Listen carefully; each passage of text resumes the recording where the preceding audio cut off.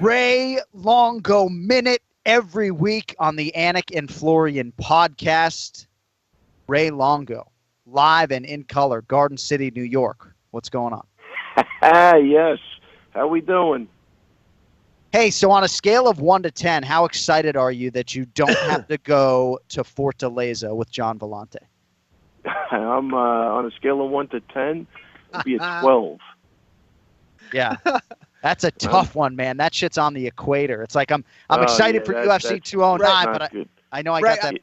I was in Fortaleza with John, and he was melting right before my eyes. This guy, I've never seen him more irritated. He was disappearing before my eyes. His suit was just soaked. It looked like he went to a sauna. It was bad. I thought we were going to lose him that day. Yeah. Are you guys working that fight? I will be there. Kenny is spot on. I was really such a baby that night, actually. I'm sure people were thinking that I was that diva on-air talent. But no, my entire shirt had soaked through before the first prelim. And our producer, Bruce Connell, is like, well, don't you have a second shirt? It's like, no, I don't bring like a second dress shirt to the broadcast. I didn't know that we would be in like a rat-infested, non-climate controlled arena. But that's Fortaleza. I mean, let's talk about UFC 209. Stephen Wonderboy Thompson, that's your boy WB taking on Tyron Woodley. I mean, what's going to be different this time around? And do you think WB has enough to get Woodley out of there and take his title? Yeah, I'm going to tell you, my thoughts on the fight, obviously, look, no secrets. I'm a big Wonderboy fan. Love the guy. Love the Countdown special, the relationship he has with his father, the way he teaches those kids still at the level he's at. He's just, what a kind-hearted, nice guy. That just goes without saying. But, my feeling on the fight was, he was a little hesitant that night, and, he's got a very close relationship with Weidman. And I do believe watching Weidman, get knocked out by Romero probably affected him a little bit. I'm going with that first from a mental standpoint. It's really hard to do when you're really trained with somebody and you got a close relationship. They're brother-in-laws now. I'm saying he went in there, he didn't pull the trigger, maybe for that reason. And I think he's going to take away the right hand this time. He's not going to make the no lazy kicks. I think he's got a couple of adjustments he could make just on his distance that he could make and be more active. And I think that's going to be the difference in the fight. I think he's going to hold the range better, and it's going to be more like what we saw kind of against like a Rory McDonald or whatever. He knows what to do. He kind of squared off with him when he got dropped with that right hand. I think he's taken the best that Woodley has, and he survived, and he came out with a draw. And I think, even right after the fight, let's do it again. He proved he's a tough son of a bitch, and I'm going for Wonderboy. Love Woodley. I like the guy a lot, but obviously I got to side with my buddy and his father.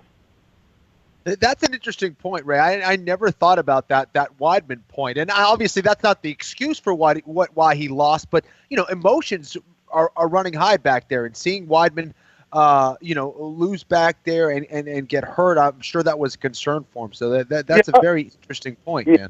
Yeah. I mean, I might be the only guy with that point, but I really believe that. I'm going to say, like, if it was a fight, I mean, this is how mental this game is, and this game is really mindset, no doubt, and over and over again. I see talented guys that can't put it together. It's crazy to me, but I'd love to really delve into that sometime. But, if Chris would have had a fight where he won the fight and went to a decision, or he lost the fight, but everybody thought he won, I'm saying Wonderboy goes out there and goes, I'm not letting this happen to me.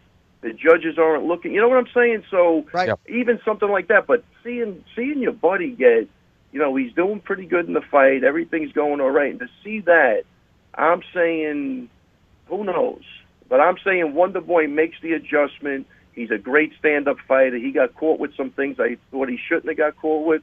And I didn't think he was half as active as he's been in his previous fights. I say he goes out there, he has a great time, his movement's on, and he takes the fight. All right, Ray, you got to help me for this co-main event, man. Khabib Nurmagomedov taking on Tony Ferguson.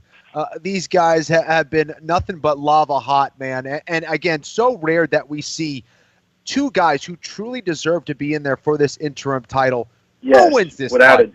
Without a doubt. Yeah, who the hell wins this fight? Look, on paper, I'm going to say Khabib should win the fight. His pedigree with the wrestling, he's proven how dominant he is.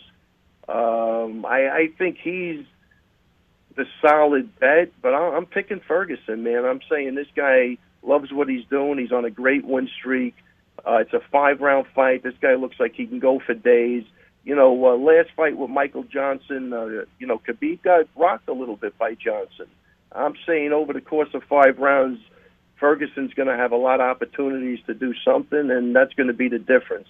And I don't think he'll mentally break. I think we've seen Michael Johnson have some mental lapses in some of his previous fights, like with Nate Diaz and I don't think this is going to happen with this kid. And I'm going out on the limb on this one, but I'm picking Ferguson. These are the fights that really get me anxious. And I'm working the fights, but if I was home, I'd be standing up anxious almost as if I'm competing. When you get to the truly elite levels of this sport and a matchup like this, it just doesn't get any better than this as far as I'm concerned. I just can't wait to watch it. 100% right, man. It's not off the fight. You're right. I'm going to be shaking that night, literally. Yeah. I can't stop thinking. I'm true, man. It's and that's when you have a good fight. I hope they live up to, what we're saying, and I think they certainly will. But, when you get to that point where you're that emotionally invested, you got a good fight. It's bulletproof matchmaking. I don't see any equation unless we lost power in the arena that this would not be entertaining for people to watch. There's just, and Khabib is just so heavy and masterful with every little movement on the ground. And Tony, best of luck holding that guy down. It's just fascinating at every angle you go. Yeah, he's got some funky stuff, that guy, and I think his unorthodox, behavior and his move. I think that's going to be the difference. There's nothing coming at you at a normal angle, and I saw a little glitch with the Johnson fight with Khabib, and I'm saying, he's going to make that adjustment. He's not going to be willing to stand up too much, I don't think. And I don't know. I think that's the difference in the fight. I like this Ferguson, man. He came out of nowhere. He won the show, but kind of, didn't take him serious. And then, somewhere, a year or two ago, wow, this guy's really a problem. He's really, really a problem. I thought he did a great job with Dos Anjos. And this is going to be a great fight, man. Really good fight.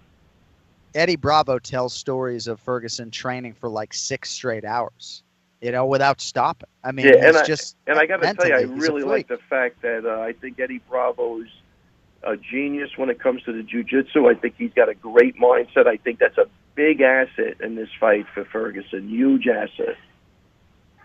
All right, Ray, anything else before we let you go? That John Vellante, man, I see him on this Watch What Happens live on Bravo. He's going Hollywood a little bit. Got to get this Shogun Hua win, though, in the can.